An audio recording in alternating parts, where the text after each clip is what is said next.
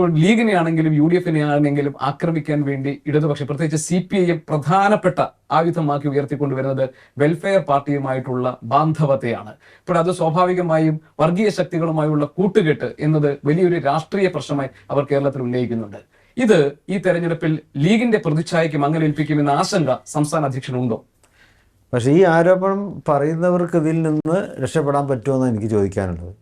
കാരണം അവരും ഇതൊക്കെ ചെയ്തിട്ടുണ്ട്. ഇപ്പോൾ മറ്റു പാർട്ടികളും വെൽഫെയറിനേക്കാളും വർഗീയതയുള്ള പാർട്ടികളൊക്കെ ഇവിടെ ഉണ്ട്. PD പോലെയുള്ള പാർട്ടികളുമായിട്ടെല്ലാം രാഷ്ട്രീയ ബാന്ധവം നടത്തിയിട്ടുള്ളവരാണ് അവർ. ഞങ്ങളിപ്പോൾ ഇവരുമായിട്ട് ഒരു രാഷ്ട്രീയ സഖ്യത്തിനും തയ്യാറായിട്ടില്ല. മുന്നണി ഭാഗമൊന്നുമല്ല, വെൽഫെയർ പാർട്ടിയുടെ മുന്നണിയെ ഭാഗമൊന്നുമല്ല. പക്ഷേ ഇങ്ങനെ ആരോപിക്കുന്നു.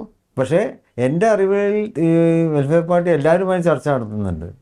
UDFൻ്റെ ആളുകളുമായി ചർച്ച നടത്തിയിട്ടുണ്ടാവും, LDFൻ്റെ ആളുകളുമായി ചർച്ച നടത്തിയിട്ടുണ്ടാവും. പിന്നെ ഇപ്പോൾ ഇത് ഇപ്പോൾ നിങ്ങൾ നേരത്തെ പറഞ്ഞപ്പോൾ ഒരു പ്രാദേശിക തലത്തിലേക്കുള്ള തിരഞ്ഞെടുപ്പാണല്ലോ. ഇതിൽ രാഷ്ട്രീയത്തിനപ്പുറത്ത് ഒരുപാട് ഘടകങ്ങളുണ്ട്. അപ്പോൾ അതിൻ്റെ ഭാഗമായിട്ട് ചിലപ്പോൾ വല്ല നീക്കുപോക്കുകളും ധാരണകളൊക്കെ ഉണ്ടായിട്ടുണ്ടാവും. അന്ന് ഞാൻ ഇല്ല എന്ന് പറയുന്നില്ല.